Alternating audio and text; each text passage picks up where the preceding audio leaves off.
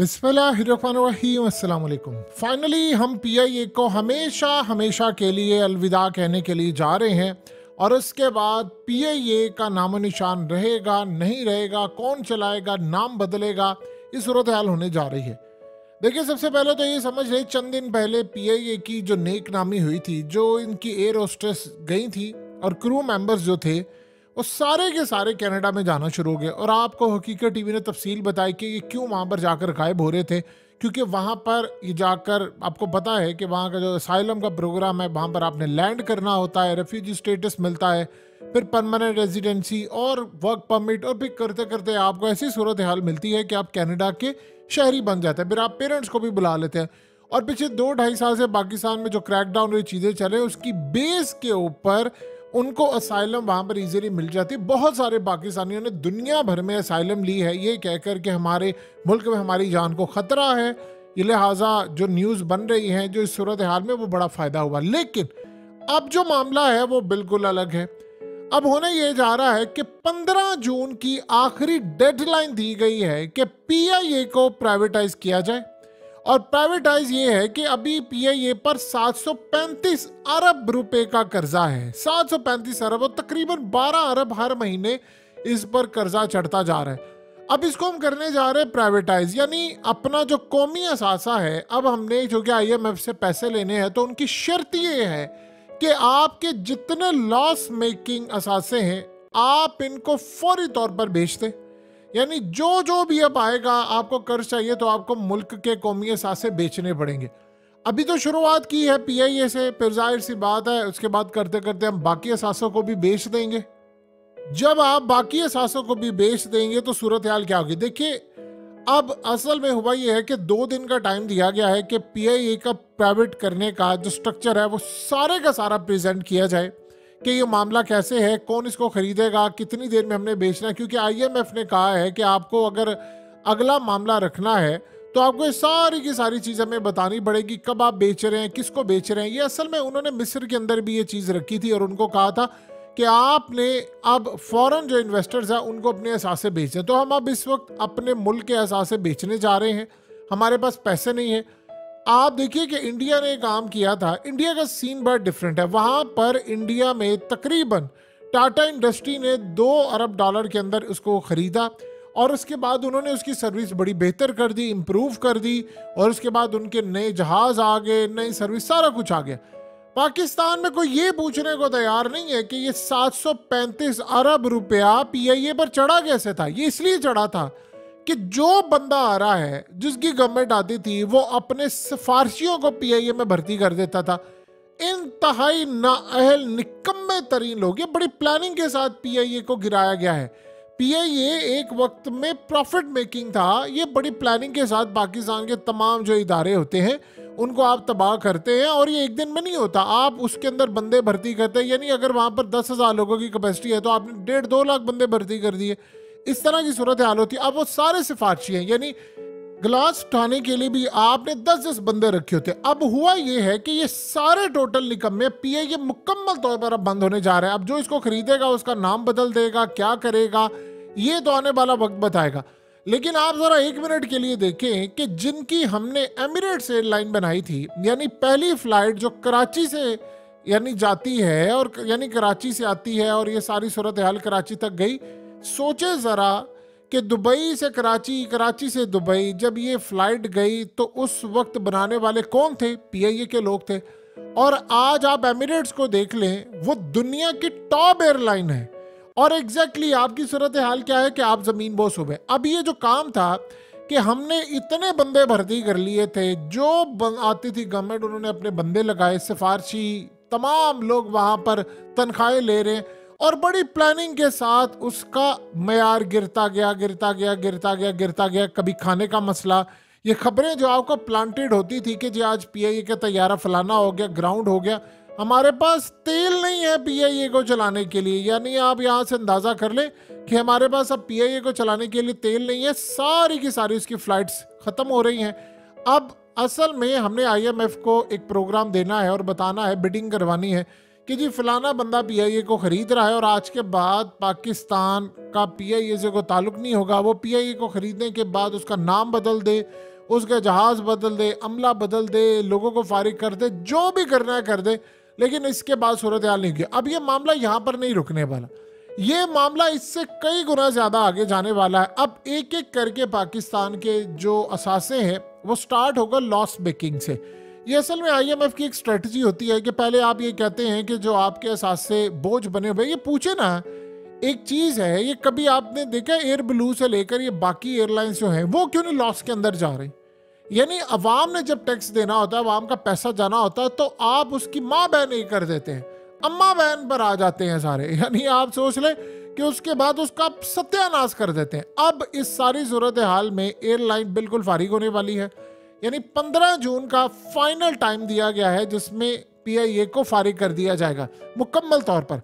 अब उसके बाद ये स्टार्ट करेंगे लॉस मेकिंग एसेट से, यानी पहले ये जाएगा, फिर उसके बाद स्टील मिल फलाना, और ये वो करते करते करते हम अगले पैमाने पर जाएंगे। फिर उसके बाद आईएमएफ आपसे डिमांड ये करेगा, अच्छा आपकी जरूरत पूरी नहीं हो रही, अच्छा अब आप वो असासे भी बेच दें जो असल में प्रॉफिट में है, या वो है जिनकी आपको फिलहाल जरूरत नहीं है और वो ठीक ठाक है, वो भी बेचें। ये पहली इसकी डिमांड होती है और उसके बाद अगली डिमांड। अब करते करते आप एक बात बताइए, हम आईएमएफ का हर साल कर्जा भी उतार रहे हैं, हम उसको पैसे भी दे रहे हैं, लेकिन कर्जा कम नहीं हो रहा क्योंकि आप कर्ज नहीं उतार रहे, आप समझ रहे उनका सूद उतार रहे हैं 75%। यानी आप ये समझ ले कि अगर 100 रुपये आप आईएमएफ को देते हैं वापस, तो सिर्फ 25 रुपये आप समझ लें कि आईएमएफ की किस्त जा रही है और 75% आपका सूद जा रहा है, और सूद बढ़ता जा रहा है, बढ़ता जा रहा है, बढ़ता जा रहा है, बढ़ता जा रहा है। अब इस सारी सूरत हाल में आप मिस्र की हालत देख लें, कल क्या हुआ। मिस्र ने वही काम किया, उन्होंने इनको कहा कि आप अपने असासे और ये चीज़ें बेचें। ये असल में वो शराइत मान नहीं रहे थे, उन्होंने कहा कि आप अपने फॉरेन इन्वेस्टर को अपना मुल्क का बहुत बड़ा हिस्सा बेचें। इन्होंने जब वहां पर बेचा, तो बेचने के बाद आप देख ले कि उनकी करेंसी एक दिन में 38% गिर गई करेंसी। आप अंदाजा कर ले, 30 इजिप्शियन पाउंड से गिरता गिरता वो तकरीबन चला गया 49 पर 50 पर, और ये इतनी बड़ी तबाही थी कि आप सोच भी नहीं सकते। अब एग्जैक्टली वो सारी सूरत हाल पाकिस्तान पर लगने जा रही है। अब पीआईए जा रहा है और उसके बाद बाकी चीजें जा रही है। अब आप बताइए जरा, यानी आपके मुल्क के अंदर खबर ये आ रही है कि अडयाला जेल के अंदर, यानी वहां पर दहशतगर्दों का हमला होना था, हमने उसको नाकाम बना दिया। जब इस तरह की सूरत हाल इंटरनेशनल सतह पर जाती है तो इन्वेस्टर ये तमाम चीज़ें बताइए वो इस मुल्क के अंदर कैसे इन्वेस्ट करते हैं। यानी हमने वो हमला तो नाकाम बना दिया, हमने कहा उनको जी हमने हमला नाकाम बनाया है, लेकिन इंटरनेशनल सतह पर क्या होगा। अब एक असासा गया है, उसके बाद दूसरा असासा जाएगा, फिर उसके बाद अगले मरहले पर चीज़ें खराब होंगी।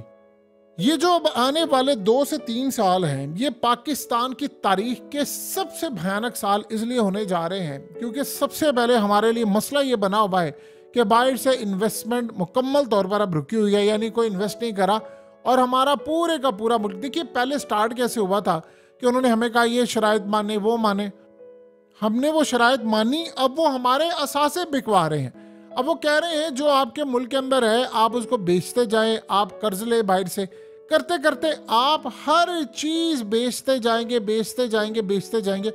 सोल्यूशन इसका क्या होना चाहिए था कि आपको बाहर से इन्वेस्टमेंट लानी है, और इन्वेस्टमेंट लाने के लिए आपको अपने मुल्क के अंदर अमन कायम करना है। अमन जब आपका बिल्कुल 0/0 हो जाएगा, यानी बिल्कुल क्राइम रेट जो है तकरीबन ऑलमोस्ट जो है वो 0 पर चला जाए तो क्या ही बात है, अगर ना जाए लेकिन थोड़ा बहुत भी ऊपर हो, फिर उसके बाद इन्वेस्टर सोचता है कि यार अच्छा हम पाकिस्तान की मार्केट के अंदर इन्वेस्ट करेंगे, बड़े बड़े डेवलपर्स आएंगे, वो कंस्ट्रक्शन का काम करेंगे। अब सोचे ज़रा, दुनिया के बड़े डेवलपर्स हैं वो क्या कर रहे हैं, वो कर रहे हैं कि यार अगर हम पाकिस्तान में इन्वेस्टमेंट करने के लिए जाते हैं तो हमें तो ये भी नहीं पता कि पाकिस्तान की सूरत हाल में हमारा प्रॉफिट बनेगा या लॉस बनेगा, क्योंकि जो अपने पाकिस्तानी हैं जो ओवरसीज़ बैठे हुए हैं वो तो ना प्रॉपर्टी में इन्वेस्ट कर रहे हैं, ना वो किसी भी तरह से मिल्स बना रहे हैं, ना वो फैक्ट्रीज लगा रहे हैं। मुल्क के अंदर हालात ये हैं कि लोगों के पास पैसा नहीं है, तो वो इस सारी सूरत हाल में आपको इन्वेस्ट करके नहीं देते।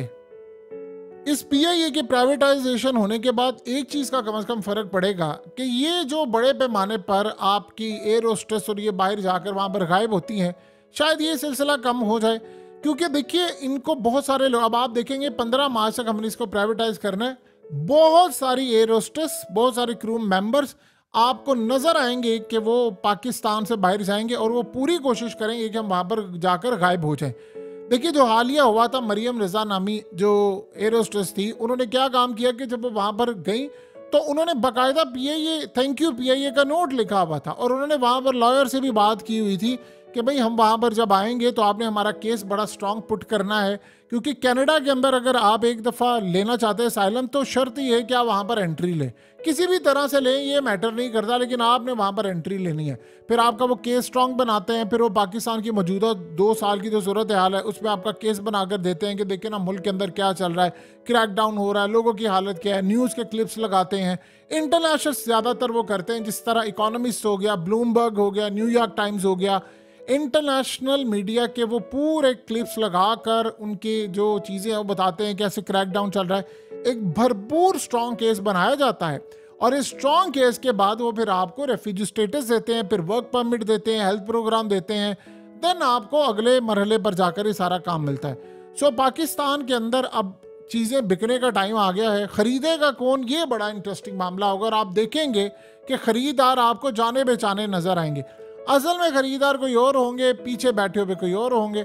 सो पाकिस्तान अब उस लेवल पर आ गया है जहाँ पर हमें इन्वेस्टमेंट तो अगर इन्वेस्टमेंट मिल रही होती कोई 25-30 अरब डॉलर तो शायद हम ये ना बेचते, हम इसको ही बेहतर करते। लेकिन अब हम ये बड़े फ़ख्र से कहते हैं जी ये बोझ बन गया। भाई बोझ कैसे बना है? बाकी एयरलाइंस तो नहीं बोझ बनी, यानी एमिरेट्स तो नहीं बनी, इत्तेहाद तो नहीं बनी, आप देख लें कि एयर सियाल तो नहीं बन रही, या पाकिस्तान के अंदर एयर ब्लू तो नहीं बन रही, क्योंकि वो प्राइवेटाइज है। उन्होंने बंदे उतने रखे होते हैं जितना उनको पता ही नहीं, जितना प्रॉफिट हो रहा है उससे इस हिसाब से उन्होंने चलना है। सो पाकिस्तान का अगला मरहला सासे बेचने का है। देखिए अब अगले लेवल पर जाकर वो पाकिस्तान से ख़तरनाक तरीन डिमांड क्या करते हैं, क्या आपने बेचना है क्या नहीं बेचना, आप इंतज़ार करें। उनका टारगेट वो है और हमारा टारगेट क्या है। हम बस बड़ा खुश होंगे इस बात से कि चलो जी जान छूटी, और आवाम को मीडिया पर ये बताएंगे कि यार क्या था, गंदी सर्विस थी ना, ये बड़ी प्लानिंग के साथ इसको गंदा किया गया है, उसको गंदा किया गया। एक एयरलाइन गंदी होती है तो दूसरे को उठाया जाता है, तीसरे को बनाया जाता है, फिर उसके बाद ये मामला चलते हैं। सो आने वाले वक्त के अंदर बहुत सारी और चीज़ें पाकिस्तान में बिकने को तैयार हैं।